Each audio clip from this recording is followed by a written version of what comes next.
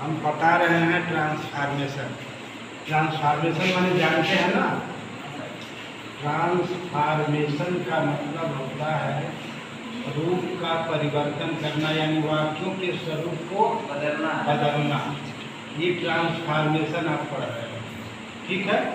वाक्य के स्वरूप को बदलना, इसमें दूसरा नियम जो हम पढ़ा रहे हैं वो असर्टिव सेंटेंस को इंट्रोगेटिव सेंटेंस में बदलना। यानी जो साधारण वाक्य है उस साधारण वाक्य को इंट्रोगेटिव सेंटेंस में प्रश्नवाचक शब्दों में बदल देना। और इंट्रोगेटिव सेंटेंस को प्रश्नवाचक शब्दों में जब आप बदलते हैं तो जैसे helping verb is and are है, वाज वेयर है, इत्यादि को इंट्रोगेटिव सेंटेंस में बनाते समय इसको सबसे पहले लिखते हैं, यानी सहायक क्रिया को सबसे पहले लिखते हैं, तब वो इंट्रोगेटिव सेंटेंस बनता है। ठीक, कोई भी सहायक क्रिया होगी उसे सबसे पहले लिखते हैं। दूसरा नियम है, यदि असर्टिव सेंटेंस अफर्मेटिव है, अफर्मेटिव का मतलब स्वीकारात्मक, यानी वाक्य स्वीकार करता हो, घटना को स्वीकार करता हो, उसे हम असर्टिव सेंटेंस कहते हैं। ठीक, तो असर्टिव सेंटेंस को बदलने पर वह निगेटिव सेंटेंस बनता है। किसमें बनता है? निगेटिव। असर्टिव में अगर जो नाट नहीं है तो नाट लग जाएगा इंट्रोगेटिव बनाते समय।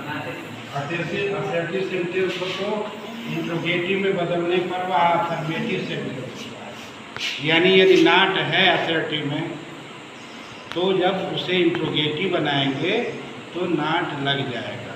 ठीक, निगेटिव शब्द जैसे नाट लिखा है, ठीक है, इनको हटा देते हैं। अगर ये पहले से नाट लिखा है तो उसे हटा देंगे।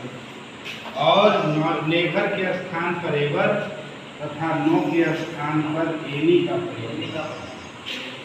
और रूल नंबर 3 में क्या है, वाक्य के अंत में प्रश्नसूचक चिन्ह लगा देते हैं, अवश्य लगाते हैं। जैसे उदाहरण के रूप में जरा देखो, Tagore was a great poet.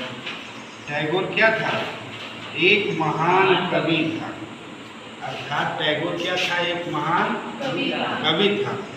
अब इसका इंट्रोगेटिव क्या हो गया? Was Tagore not a great poet? क्या टैगोर एक महान कवि नहीं था? अर्थात इसका उत्तर आएगा कि Tagore was a great poet. अर्थात Tagore was a great poet. अगर जो अपने आप से प्रश्न करोगे कि was Tagore not a great poet, क्या टैगोर एक महान कवि नहीं था, तो उत्तर अफर्मेटिव में आया कि यस, टैगोर एक महान कवि